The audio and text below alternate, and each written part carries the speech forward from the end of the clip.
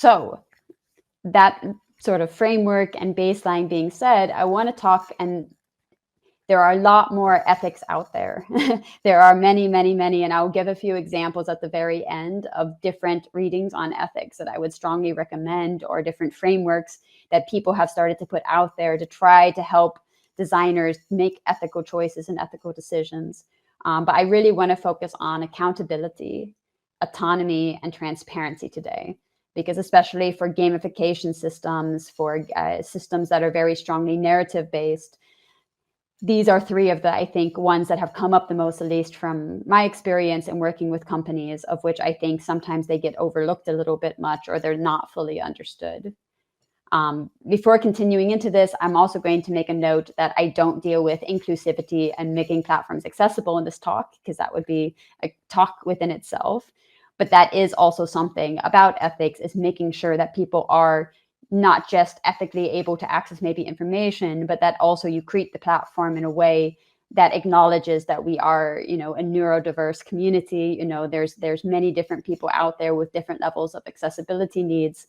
And it should also be said that that is also, of course, a huge, component, a hand in hand with ethics. Just talking about that today would be a little bit too much for this talk.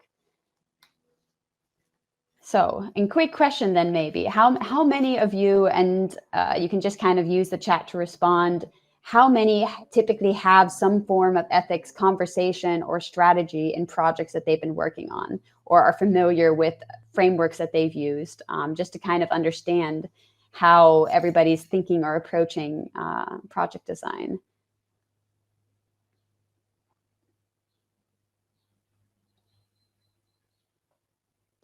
Do you typically find that, like, is it a beginning part of the process? Is it more of an end part of the process? Like, what have your guys' experiences been a bit with that?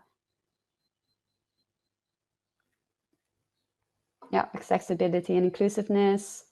Yeah, at the beginning. And have you found these discussions to be like useful ultimately with the way that they were presenting, or were there any specific challenges? And you can also leave some notes as I can continue to also define some things, but and this is maybe also something that we can all talk about at the end, but it's also a big part of ethics, is not necessarily that there's one size fits all for all ethic discussions, but that it is a discussion. It's just about talking about things and sharing things.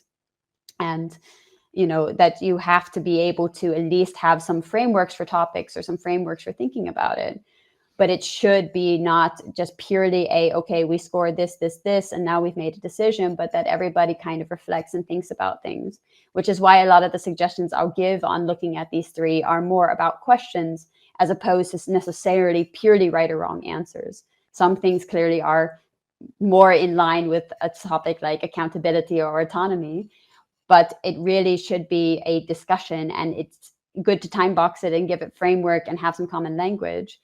And it's usually much better to have it at the beginning, because a lot of times if you give yourself a set of values and intentions for what you want to build, it's much easier to follow that throughout the process than at the end, when you're then looking at the project and then you're trying to retroactively go back and figure out if this actually fits your values and what your intentions were in the end. So it's interesting to see the couple comments there about this as well.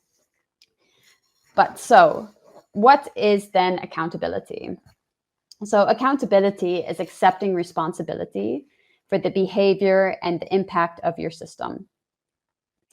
And if you see, it's a little hard to see, maybe it's a bit smaller of a screen, but another one of the tools I would recommend actually reading through and going through is an online course by the University of Helsinki called Ethics of AI. And I really like it because it's a lot less necessarily checkwork and framework, but it's more about learning about the terms and learning about the thought process and how maybe to start looking at some of these things and considering it. It's more geared towards AI, but I think it's very applicable also for gamification systems and game systems, because they also tend to be pretty complex in the way that things can interact with each other. So I also like the way they phrased it, is like accountability is the acknowledgement of responsibility for actions, decisions, and process. Because ultimately, it is really important when you're designing something to feel like you are responsible for what happens to people who are in your project. And a lot of times we think first and foremost about how we choose our behavioral change goals, like what do we want to try to accomplish? What's the goal? And we always try to assume like, oh, okay, this also helps somebody else. I'm doing this to make sure that people are going to be happier or a better life or whatever. But what accountability does is bring to that is it says, okay, that's all well and good that we want to try to solve this problem. But are you really willing to be accountable for the fact that you may design something that doesn't work out in the way that it's intending?